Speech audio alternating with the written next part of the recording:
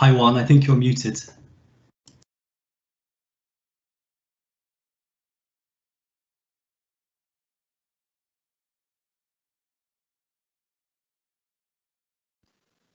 Juan, can you hear us there? You need to just unmute because we can't do that for you here.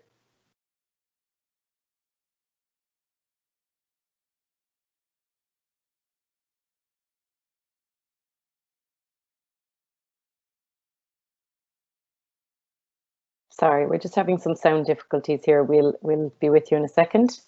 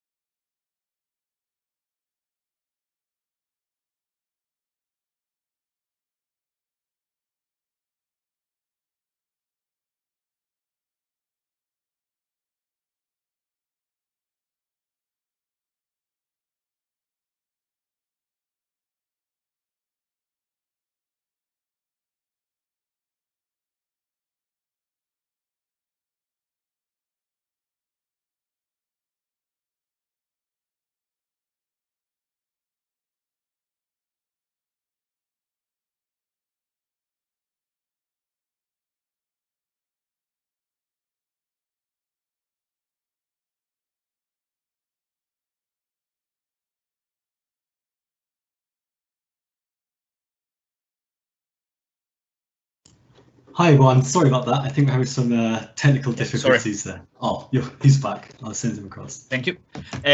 Sorry, welcome. Good afternoon, everyone. I'm Juan Castillo Archilla, PhD candidate for the IETSBIO3 group. First of all, we want to start this event by thanking all the different stakeholders and the people who has filled out the survey, and as well as special thanks for the people that has joined us in this roundtable, these 3 members panels, the expertise, Liam Dunn, Michelle Hallahan, and Liat Morrison. Since the beginning, when we asked them to join in this event for the Science Week, they joined straight away, and they've been very helpful with us to develop all this event. Just to mention about IETSBIO3, we are the innovative energy technologies for biofuels, bioenergy, and sustainable Irish bioeconomy. So this is an international group led by Professor Pete Lenz at the National University of Ireland in Galway. So beside our current work to achieve a more environmental in sustainability, we want to develop this communication work, dissemination work. The idea is like we want to have a direct way to communicate with industry, with policy, and with general public. That's important for us because sometimes as a researcher, we can be a bit biased and we are missing some important points. So that's the reason that your feedback is very important for us. Just last year, we started to run these events as a live event in the Porter Shed in Galway. So this is a co-working space and collaboration between entrepreneurship that they allow us to use this space as a venue. However, the current sanitary emergency situation forced us to cancel these events. And fortunately, we got a grant from Murray to develop this dissemination project online. And since then, they've been very helpful with us. Also, all of our group wants to thank Aoife Downs, who is has joined today to control that the event is going well. We want to thank also to her. Just from here, our colleague, George Bishop, is PhD candidate as well at the IETSBIO3 group. He's going to take care of you as a chair of this event. Just briefly, his main recent topic of George is regarding benchmarking the environmental impacts of bio-based plastics. So thank you so much again for your attendance. From here, just George, the floor is yours. Thank you so much.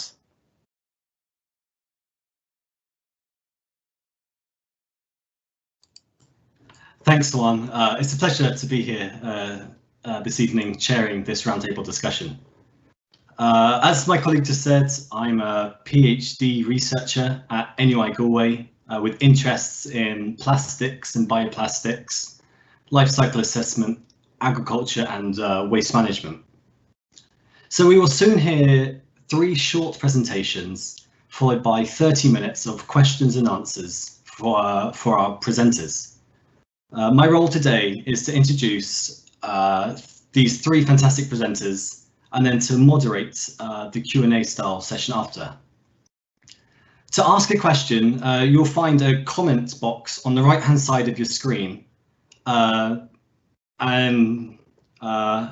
So please place your question in this box, and then we will either reply directly to you or share your question to be answered during the Q&A portion of the event.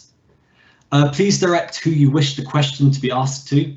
It can be asked to all of the panelists at the start of the question, as all questions will be held until we hear the last presentation, so within the last 30 minutes of the event.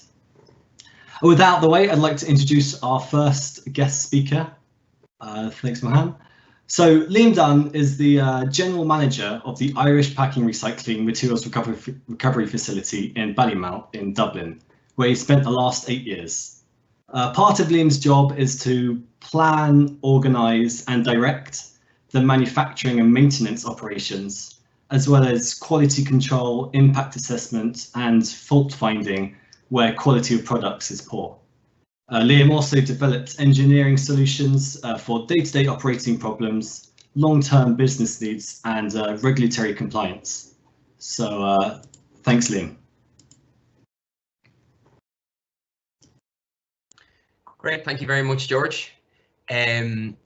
As George introduced me, my name is Liam Dunn. I'm the General Manager of Panda's Material Recovery Facility. So this is the largest household dry recycling facility in Ireland. So we effectively separate the household recycling bin into paper, plastics, aluminium and steel. If Juan can just move on the slides.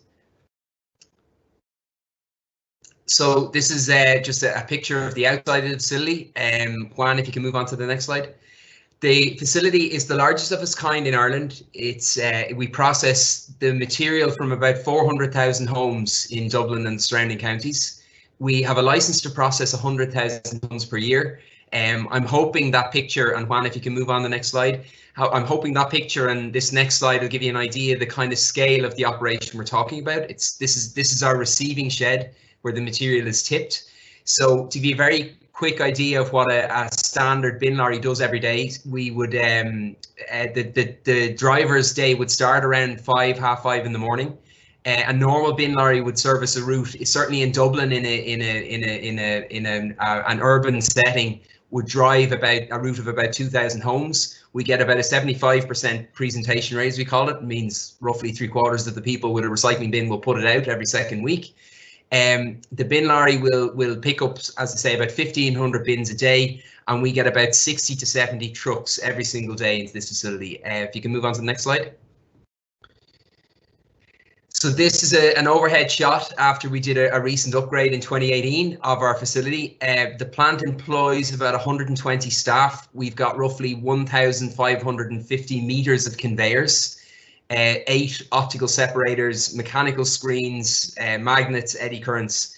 So all of this kit and the people that work here in this 24/7 operation are separating your commingled recycling bin into its constituent parts. So we make paper, 2 different grades of paper, a paper and a cardboard grade, 6 different grades of plastic, which I'll go through further in the presentation, an aluminium grade and a steel can grade. So if you move to the next slide. So this is a picture of our bale storage shed. So as you can see, some of our products, if you want to move to the next slide, please, Juan.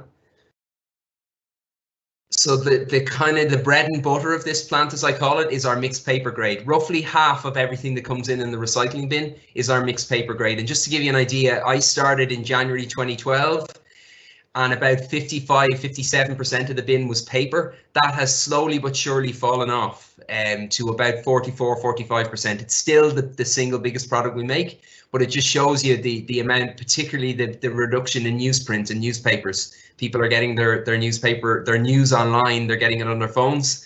I had somebody very nicely said, in 20 years, we won't be reading our news on dead trees anymore, which is a nice little anecdote. If you want to move to the next slide. I have a very interesting figure, or an interesting statistic that I'd often give when I'm giving tours of my site. It's in, so this plant, as I said, largest in Ireland, 400,000 homes.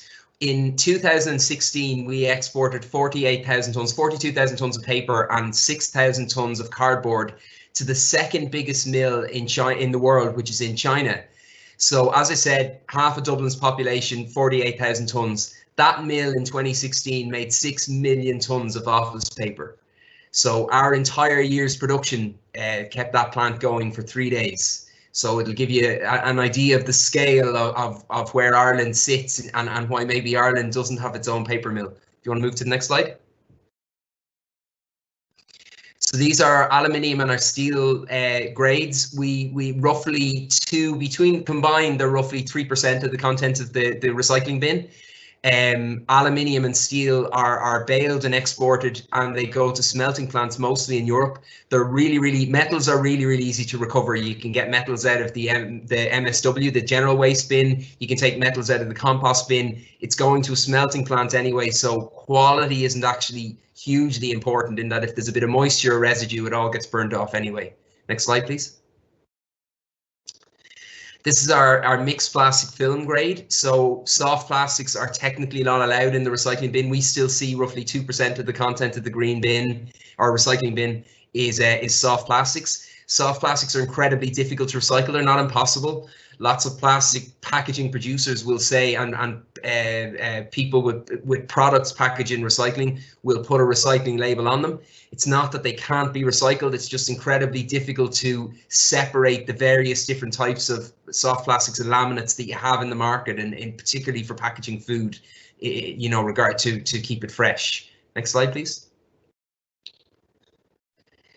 These are our HDP. You're on the left-hand side, you have your standard milk jug, your HDP bottle, and on the right-hand side, we've got our HDP color. So only since March 2020, we put in a new we call it our bottle line, a 3D recovery line.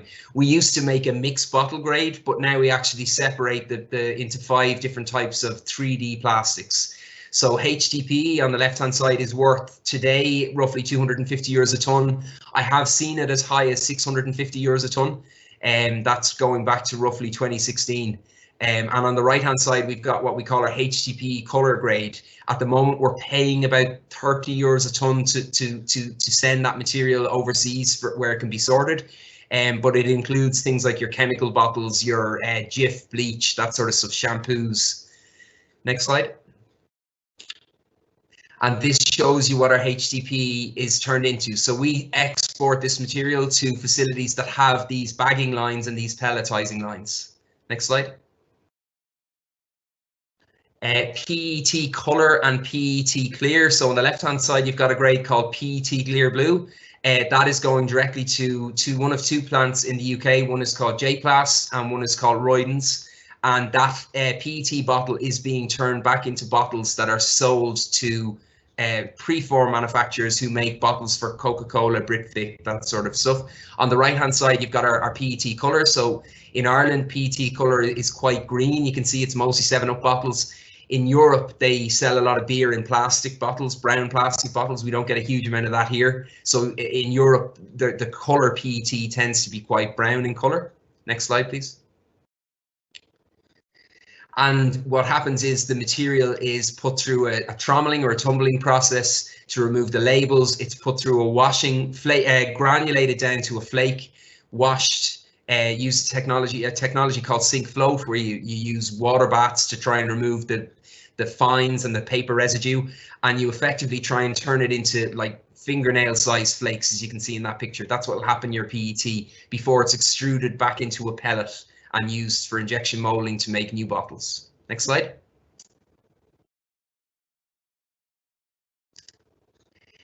And that's an example of, on the right hand side, the preform. So that's what that test tube on the bottom right hand side, that's what your bottle looks like before it's blown in a drinks manufacturer and then filled with a liquid and capped. Next slide.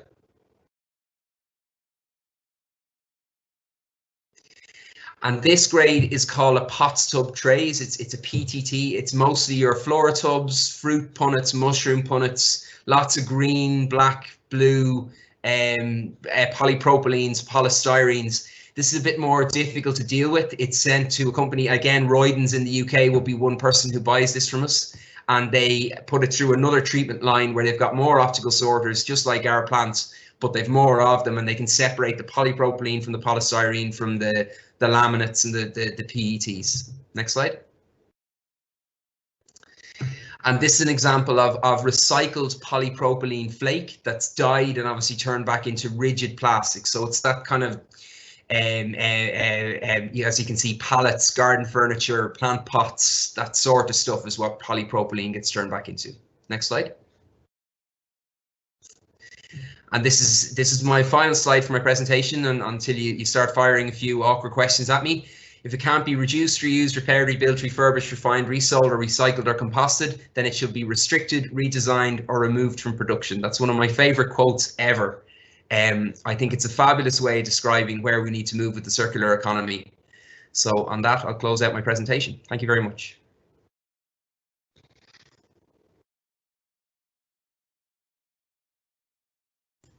Thank you very much, Liam. That was incredibly insightful and interesting to see what happens to our products when we recycle them.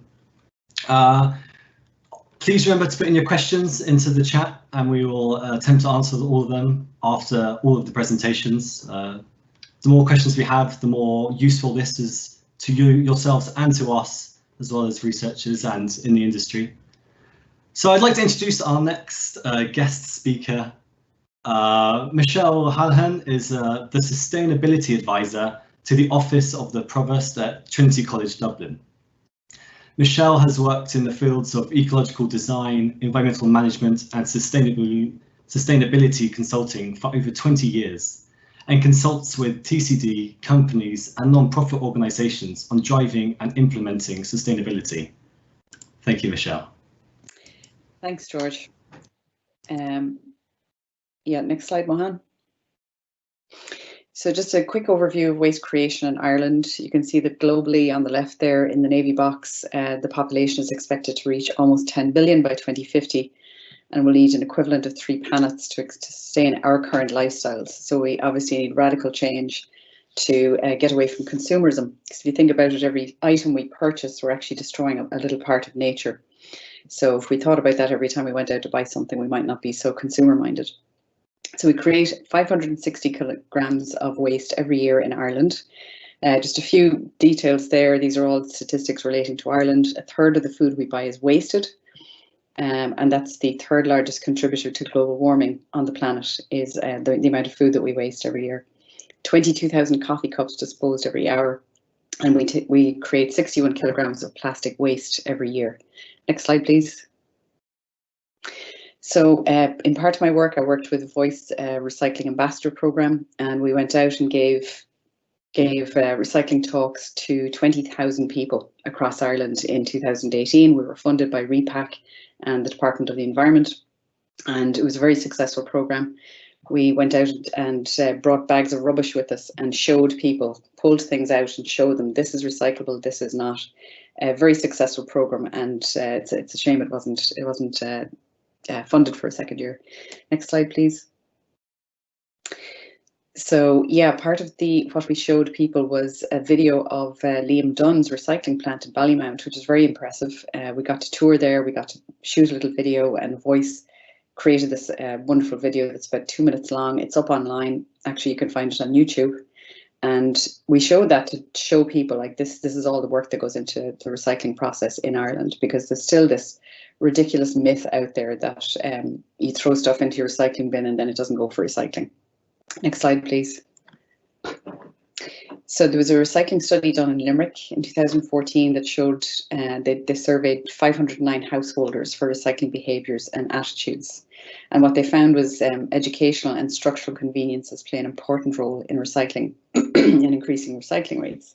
They also found that recycling activities were influenced by the age of the person, the level of education attained, and the home type. Next, please. In terms of biodegradable waste and rubbish, what we're seeing is that has gone down over the years because we've got better facilities now and better infrastructure in terms of being able to compost our food waste. So there's less biodegradable waste in our rubbish, and that goes to incineration in Ireland largely. Nothing goes to landfill anymore, pretty much. Next, please.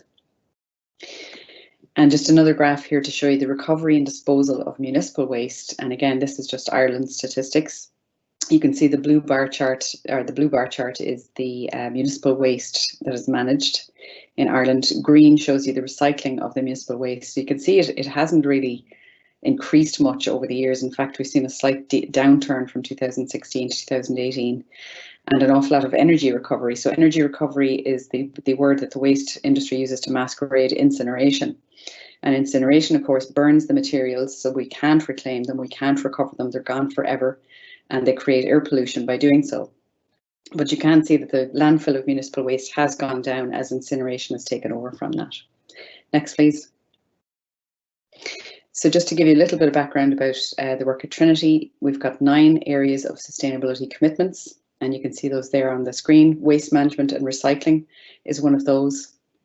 And we've done a lot of work in the area of engagement and education around waste management and recycling in Trinity. We've actually seen a decrease of 13% in our waste over the past 3 years. And we believe it's a function very much of the engagement with people and behaviour change. Next, please. Oh, yes, and this is linked in with the United Nations Sustainable Development Goal, responsible consumption and production. Next. So one of the things we've done to engage our community is to create a comprehensive guide to recycling on campus. Next.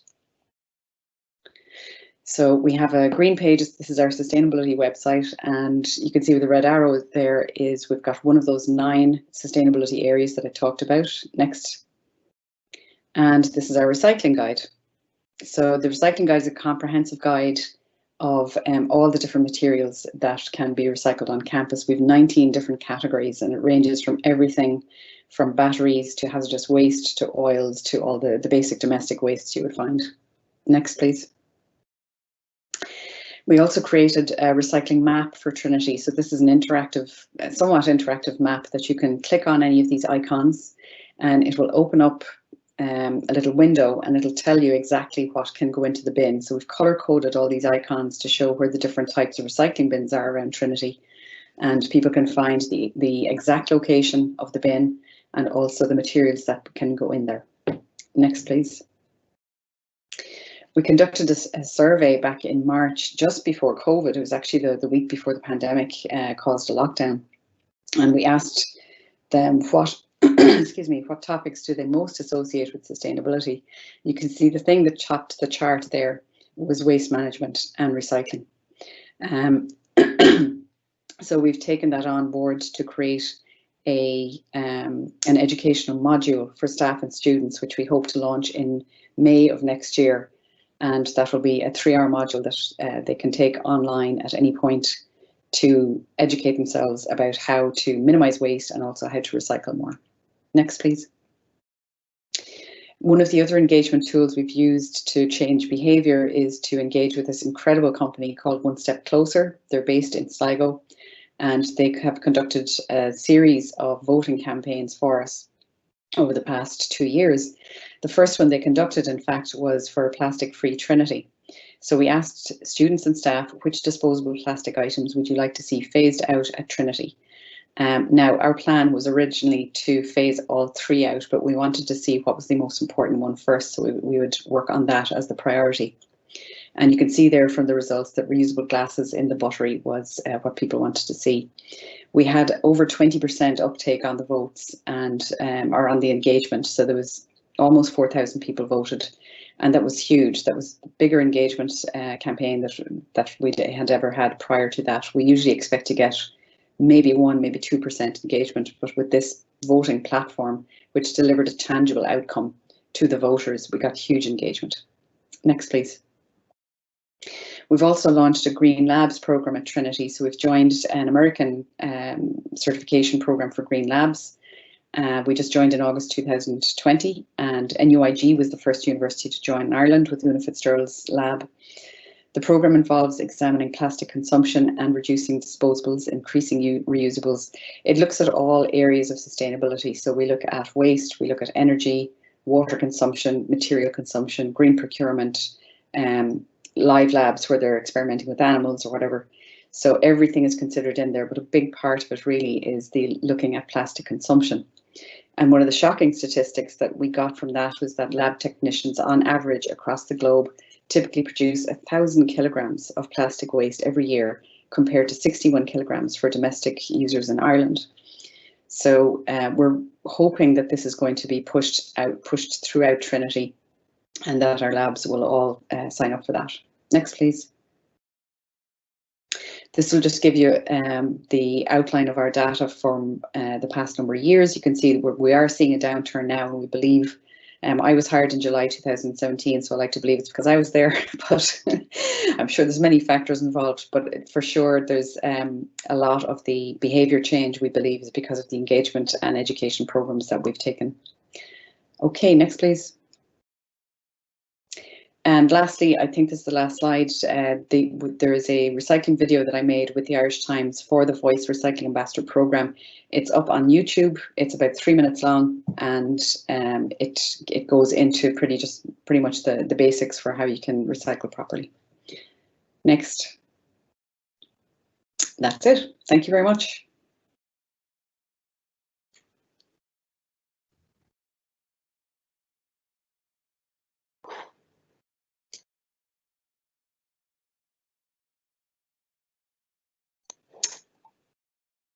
George, you're on mute. Thanks, George. Yeah, sorry, I did it again. No bother. Thank you, Michelle. That was really interesting. It's great to hear that side of waste management, which you don't often hear about. I see lots of questions coming in on the Q&A, which is great. We'll try and get those answered after this last presentation, which brings me on to Dr. Liam Morrison. Dr. Liam Morrison is a researcher in the School of Natural Sciences at NUI Galway. Liam's research interests include, but are not limited to, environmental contaminants, obtaining data to support policy on environmental protection, engineered nanomaterials, analytical methods for microplastics in biotic and abiotic systems, and much more. So I'd like to invite Liam to give his presentation. Thank you, Liam. Thank you. Just look around you. The world that we live in, it's full of things made of plastic. Most are very obvious, some not so obvious. 100 years ago, almost everything in our daily lives would have been made of natural materials like wood, leather, cotton. And in really little over a century, plastic has gone from being what you might call a scientific wonder to being reviled now as an environmental plague or blight. Scientifically, it's estimated that about only 9% of all the plastic that has ever been produced has been recycled. 12% of it has been burnt, and the other 80% has ended up in our soils, in our oceans, and in our landfills. Next slide, please, Mohan. And you can actually do it twice, and again, Mohan, and again. So we are all familiar with these images from the beach, and plastic, it's now so prolific in modern life that people say that we are living, or that the earth is in the plastic age. Our oceans, our science shows that our oceans are clogged with plastic waste. We even have a marine ecosystem called the plastosphere, where all organisms have evolved to live in and on human-made plastic environments. Next slide, please. But ultimately, understanding the sources of plastics to the environment is key to reduction management strategies and to policy. And you know, the ubiquity of microplastics in our oceans and in our aquatic environments is considered to be primarily from clothing, from fiber releases during grey water when washing our clothes. Next slide, please. However, I said to you some less subtle earlier, however, recent research here at NUI Galway has shown that personal care textile products, including wet wipes and sanitary products, have really been identified as a source of microplastic contaminants and microplastic fibers in the marine environment. Within the European Union, I think we produced about 1 million tonnes in 2016, and this is an expanding global industry. We've seen from all over the world that these things cause blockages, they form ropes in our sewer systems, and they are a persistent feature of Coast Watch global surveys looking at litter on beaches. Next slide, please. So we see these accumulations in Galway, where we get large quantities of sewage-derived waste intermixed or intertangled with seaweed washed up on our beaches, and these are ultimately associated with combined sewage or sewer overflows. Next slide. And here's an example from Galway of a combined sewer overflow. So a combined sewer overflow is basically where you have the stormwater system coming into the sewer. Where we get heavy periods of rainfall, it exceeds the capacity of the system. And then it is designed, the system is designed to discharge this to a nearby water body. Now with climate change, we're projected to see increased rainfall events. So it's likely that we will see even increased concentrations of these contaminants in the environment. And next slide as well, please. So our research, I'm just going to take you very quickly through it. We looked at rural sites here on the west coast of Ireland in County Clare and in County Mayo, and we looked at sites close to a wastewater treatment facility, the Mutton Island facility, just down by the Claddagh in Galway. And we also looked at a range of commercially available sanitary products from all the high street, from the main retail units on the high street. Next slide, please. So what we found was that the waste, the sanitary derived waste that was washed up on the beaches, that the products were primarily comprised of plastic. They were basically PET, polyethylene terephthalate. 25% of those were a mix of PET and cellulose, cellulose being a natural product. 80% of the wipes that we found on the beach, due to their composition, were actually deemed under industry guidelines as being non-flushable. We saw that the wet wipes and the towels were a source of white microplastic fibers. We found that 50% of wipes that were labelled as flushable were also contained microplastics. There's a lack of regulation within this industry. None of the packaging showed that they contained plastics, and the positioning of the logo to insist on do not flushing is not really properly following industrial guidelines. There's no regulation, remember. Next slide, please. And just to give you an example, the top image here on the right shows what a commercial wipe, a wet wipe from your supermarket looks like under a microscope. And then you find the same fiber in a sand grain down on the beach. The next one is another commercially available wipe showing a scanning electron image. And again, we see the same material, slightly weathered, and our chemical spectra show that these products are made up of PET. Next slide, please.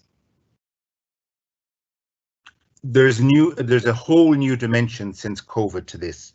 We all see these disposable masks on our roadways, on our footpaths, showing up on the beaches, showing up everywhere. Again, these are textiles, but these are actually made of polypropylene. These masks consist of 3 layers, an inner layer, an outer layer, and a mid layer, and each layer is made of polypropylene. Like the wet wipes and the sanitary towels, these will fragment, they'll break down, and they will contribute to the microplastic fibers in the ocean. I think I might have one more slide. Yeah, so the take-home message is the sewer systems are not designed for this material.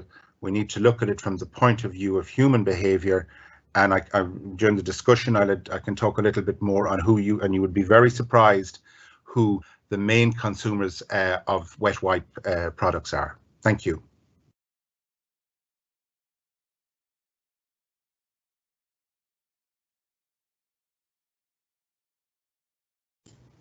That's great. Thank you, Liam. Very interested to know the work that's going on, as well as the problems of the wet wipes and even the face masks, which you probably wouldn't even think about when you're buying. So we move on to our open roundtable discussion now. So we've got lots of really interesting questions coming in. Let's see who starts. So Liam, I see you've already answered this question, but the question is, I notice a lot of people mixing recycling or even contaminating a recycle bin by throwing general waste in them.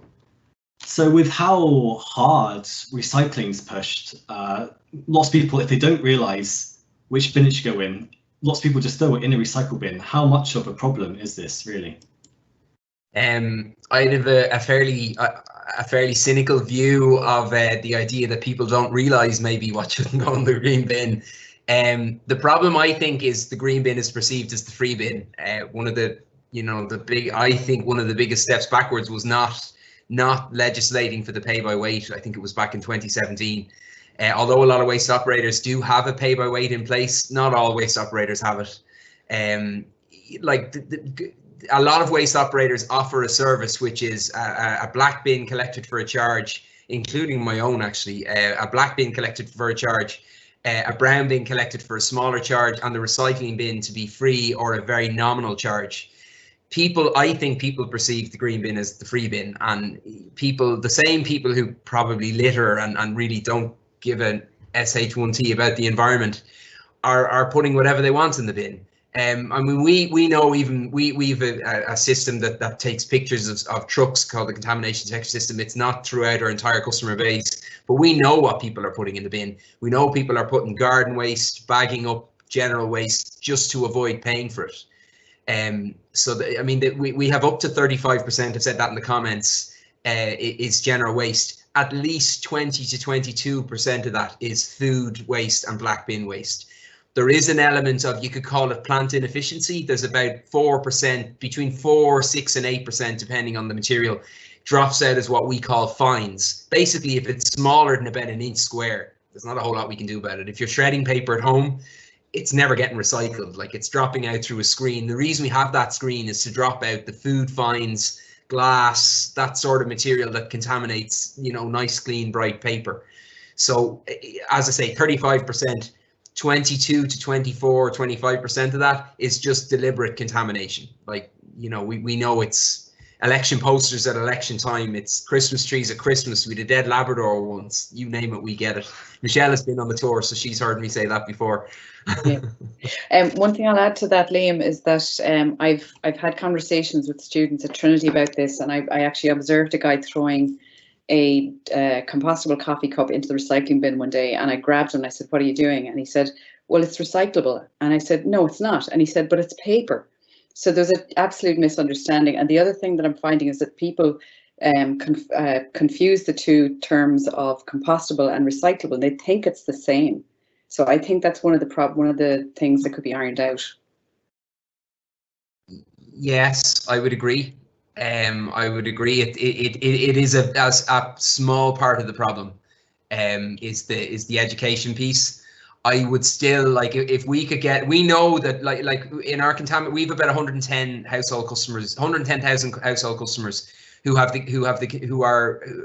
getting the material collected in a truck that has the ability to take pictures. And then we have a three warning system. Eventually, we don't call it a fine; it's a black bin charge. If they continue to contaminate, we basically charge it as if it was a black bin. Yeah. We know that when we put a truck on a route first, 78% of the pictures have some level of contamination. And that's not 78% contamination. It just means that you can pick something out that's incorrect in 78% of the pictures. That can be driven down to between 6 and 8% in about 6 months. So, we're just trying to roll that out as quickly as possible. But this facility here, only about 60 to 70% of the material actually comes from Panda, so it's within our control. The facility is too large for one operator. It's we don't know how we're going to get the other waste operators to follow suit, but it needs to happen. Thanks, Liam. So, Michelle, this question here is, I think greenwashing is a huge problem in Ireland. Are there any solutions to this? Are there any laws enforcing transparency or come from companies when it comes to recycling? Sadly, no. Yeah, it's a major problem. And again, like I was just saying, you know, you see these coffee cups and they say recyclable on them, and when they're actually not recyclable, but there's no law that holds them to that. So they could have the layer of plastic on the inside. They're contaminated anyway once they have coffee in them, so they're wholesale not recyclable. But then there's nothing to stop companies from printing that on there. They don't have to be legally binding with the words they put on their materials. The only thing that you can do is to shame them, name them and shame them, and educate people about it. But it's a huge problem, and it will continue to be a problem until there are laws enforced about it. Okay. Dr. Morrison, a question here is, if sanitary towels, wet wipes, masks, etc. are properly disposed of into waste collection, is there still a risk that they will release microplastics into the water system, or waste incineration / management take care of the issue? Well, it's complex because in normal events in the sewer infrastructure, these are screened before they get to the wastewater treatment plant, and the larger debris is removed. And the processes in the wastewater treatment plant are actually supposed to remove a huge quantity of the microplastic fibers, which will settle into the biosolids. Now, the biosolids are actually 75 to 80% of biosolids in Ireland are used as an agricultural fertilizer. So you're really only moving them from one compartment to another because you're moving them back into the soil. But the best way the best chance we have is if we can move away from flushing them down the toilet. And you would be amazed at what people flush down toilets.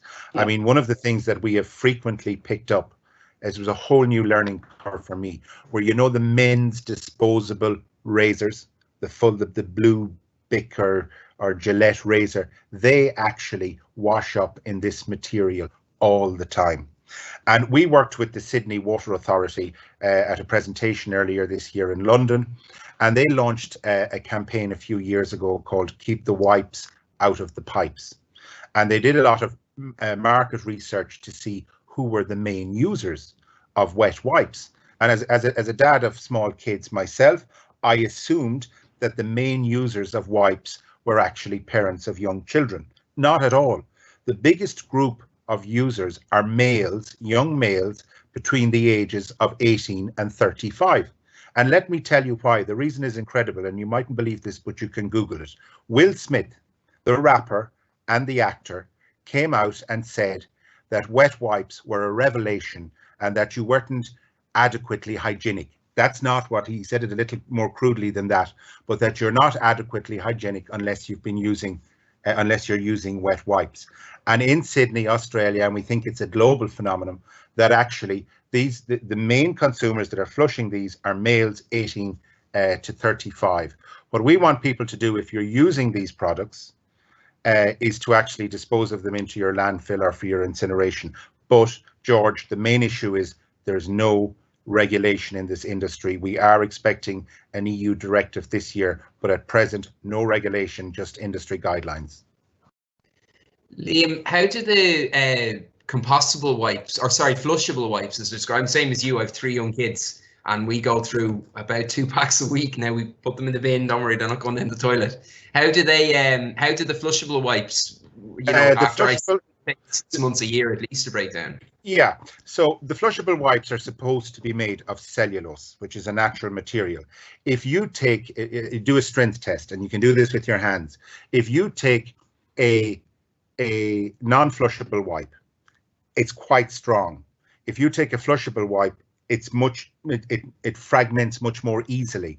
But of all the flushable wipes that we took from all the high streets, from you know, every single supermarket, 50% of those that were labeled as flushable were actually made of plastic, or a combination of plastic and cellulose in most of them.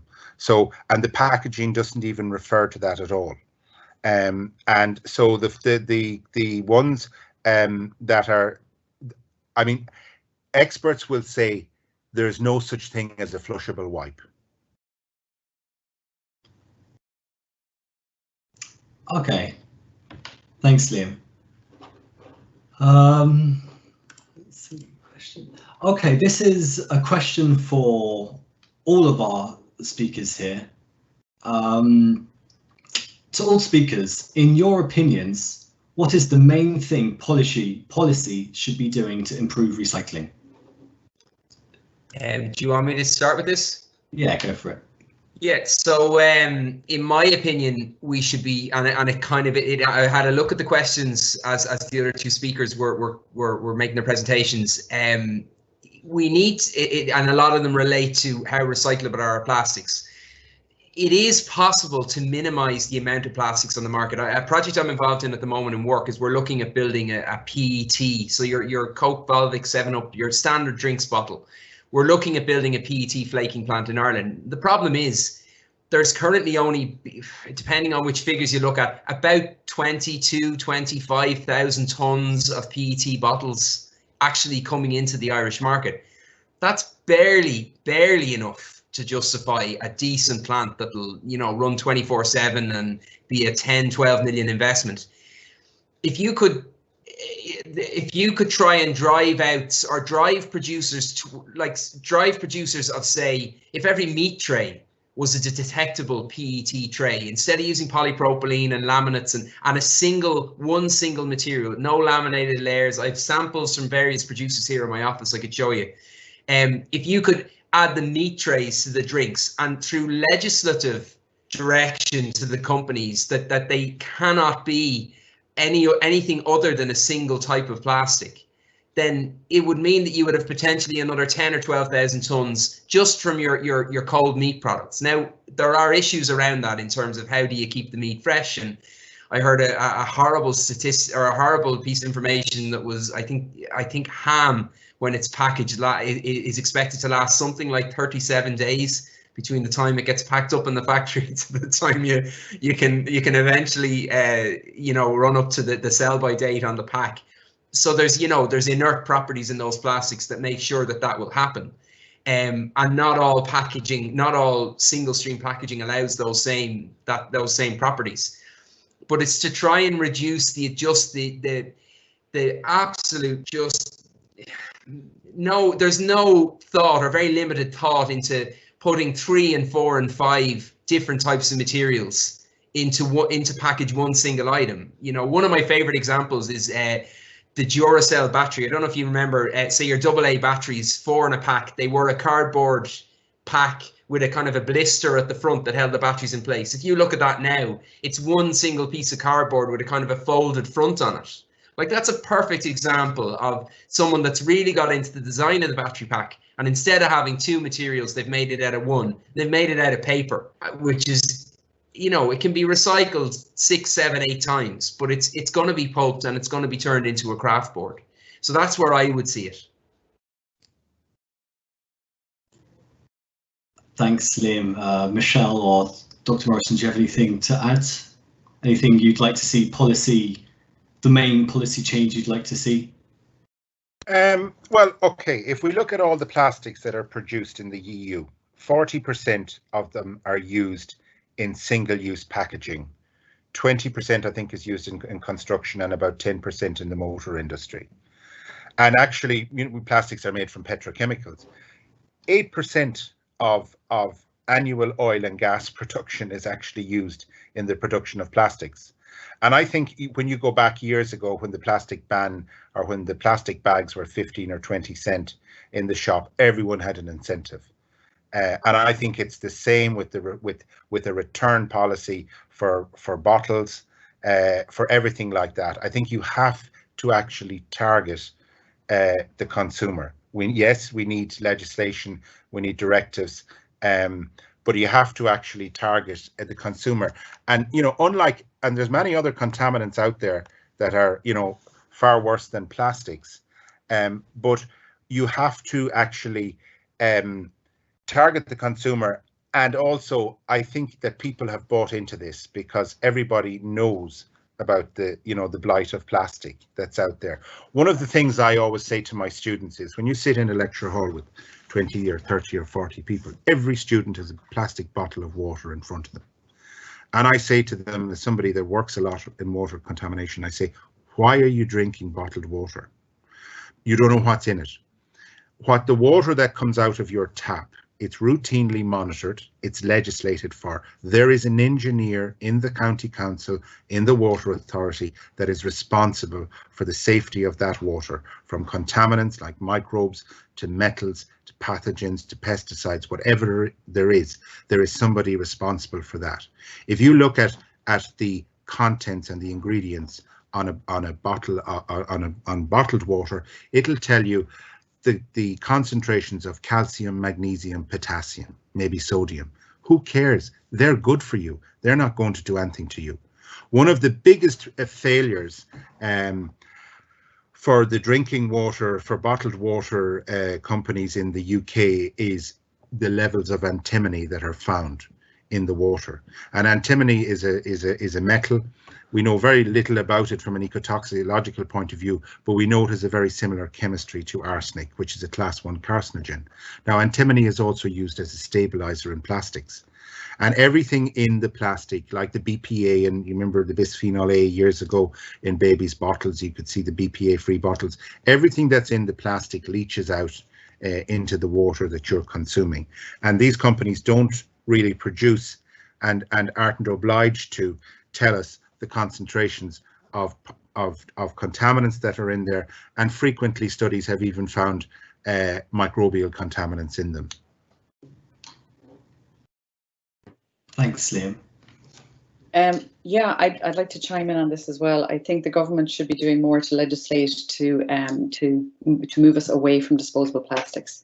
We are completely contaminated. The whole world is contaminated with plastics. We can't afford to keep using it as material. The amount of microplastics that are in our drinking water is on average 5,000 parts per million of microplastics in our tap water. But then by comparison, bottled water averages about 90,000 parts per million of plastics, microplastics. It's in everything. Every baby that has been born onto the planet since the 1980s has about 169, on average, 169 chemicals in them already before they're born. And it's because we polluted the world so much. So we need to get away from this as a material. It is not a viable material from the perspective of making sure that we have a planet to continue living on. Do you think that it should be more of replacing the plastics with other types of plastics like biodegradable plastics, or just trying to stop it altogether, moving away from plastics entirely? Well, I think we need to minimize what it's used for. I mean, it's like the very idea, even the coffee cups, like there should be no disposable coffee cup. There's no such thing as a good disposable coffee cup. It's not about the waste side of it, it's the manufacture of it. It has a huge carbon footprint. It takes hundreds of litres of water to create one coffee cup. And we don't talk about the water footprint or the carbon footprint of these coffee cups, not to mind, the waste problem that they create. So it's like the design of so many systems in human society is wrong, or is just badly designed. We need to go back to the drawing board and redesign packaging. And George, the answer isn't bioplastics. Bioplastics are still single use. Yeah. Yeah. And I think it was a study either at the beginning of this year or late last year showed that we consume on average the equivalent of a credit card of plastic every week. It's in our table salt, as Michelle said, it's in our water, it's in everything. It's in the air that we breathe, and it's everywhere. The distinction that can be made between your clothing fibers is they're usually polyester or acrylic, and they're usually colored. We're trying to highlight the white ones from these textile products, non-woven textiles, and these even include things like bandages and all types of medical devices. And I thought what Michelle said was extremely interesting about how much researchers, and I'm very conscious of that because I run a trace metal lab and we can't work with any glass lab where everything has to be plastic. But researchers do, we do, and obviously we change our gloves all the time to prevent contamination moving between samples. So yeah, that's very interesting.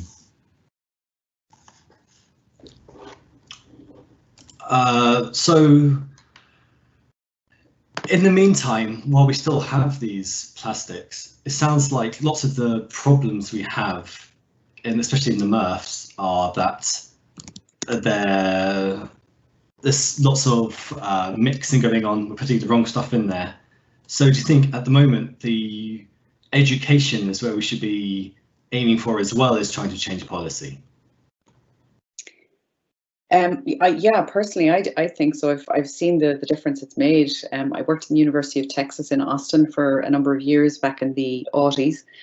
And over the course of 18 months, I conducted a 1-hour education program that only went out to staff. Now, there was 20,000 staff at the University of Texas, but I got out to about, I think it was 7.9% of the staff over the course of 18 months, and we tripled our recycling rate based on that. So just through education, if you give people adequate information to make the right decisions, 98% of the time people make the correct decisions. And like, that was just astonishing. We tripled our recycling rate in the space of 18 months based on no capital infrastructure, no financial outlay, just purely on education. That's fantastic. I think we're running out of time now, so I'll just ask one last question. If you want our audience to take home one single message from this event, what would that single message be? Start with Liam. What about you? Oh, the students. Liam done. I suppose I put it up in the chat there to somebody who asked a question about the quality of the recycling bin. So obviously, running a recycling plant, quality is everything. And the sort of mantra we always give people is that if you're happy enough to spill your recycling bin out your kitchen floor, we're happy enough to take it. Michelle? I would say look at everything you purchase and try and migrate over to products that do not have packaging. There's plenty of zero waste shops around Dublin, certainly, and there's a few around the rest of the country that you can go to, and you can minimize that plastic in the first place. So you're not taking it into your home, you're not ingesting it, and you're also not putting it back out into the environment. Thank you. Yeah, and I just to add to that, I'll stick with the sewers for the minute. I'd say, just think before you flush. There's a thing called the Dirty Dozen, which is well advertised in Ireland as the 12 things that you do not flush down toilets. Excellent. So I'd like to thank the three presenters for coming and joining us today for this event. Thank you everyone that attended for asking your questions. And please follow us on Twitter where you can ask more questions on @IETSBIO3 and follow more events, and also our webpage at nuigalway.ie/IETSBIO3. And from all of us, thank you very much, and we'll see you next time. Bye-bye.